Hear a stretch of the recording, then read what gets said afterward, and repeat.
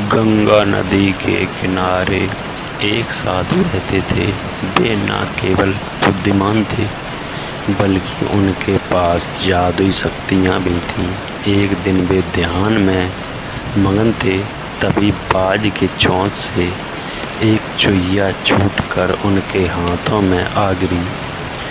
उनकी छोटी सी मूंछ व काली चमकीली आँखें थीं। उन्हें वह बहुत अच्छी लगी, पर घर ले जाने से पहले उन्होंने जादुई मंत्रों के प्रयोग से उसे एक लड़की में बदल दिया। वे उस लड़की को घर ले जाकर पत्नी से बोले, तुम हमेशा से संतान चाहती थी ना, तो लो आज यही हमारी पुत्री है। इसे पूरी देखभाल व स्नेह से पालो।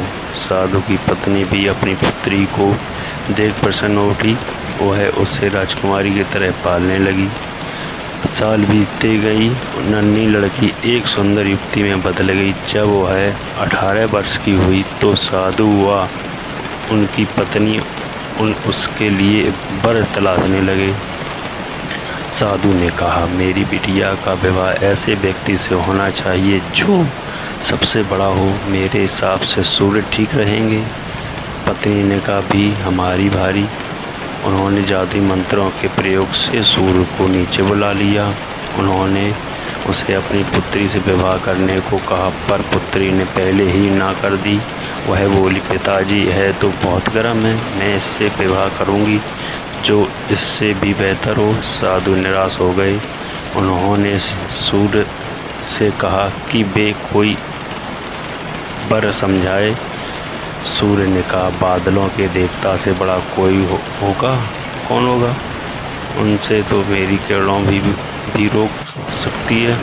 साधु ने बादलों को नीचे बुलाया हुआ अपनी पुत्री से विवाह करने को कहा, पर इस बार फिर पुत्री ने मना कर दिया। वो बोली, ये तो कितना खूबसूरत है, मैं इससे विवाह नहीं कर सकती। साधु ने बादल देवता से कहा कि कोई अच्छा वर सुझा दे।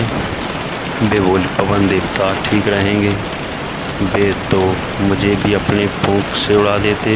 साधु ने पवन देवता को बुलाकर अपनी पुत्री से करने को कहा। पुत्री ने फिर इनकार कर दिया। वह बोली, मैं इससे शादी नहीं करूँगी, ये तो कहीं टिकते नहीं, हमेशा यहाँ वहाँ भागते रहते। साधु ने पवन देवता से पूछा, क्या मेरी पुत्री के लिए ऐसा वर हो सकता है जो आपसे भी बेहतर हो?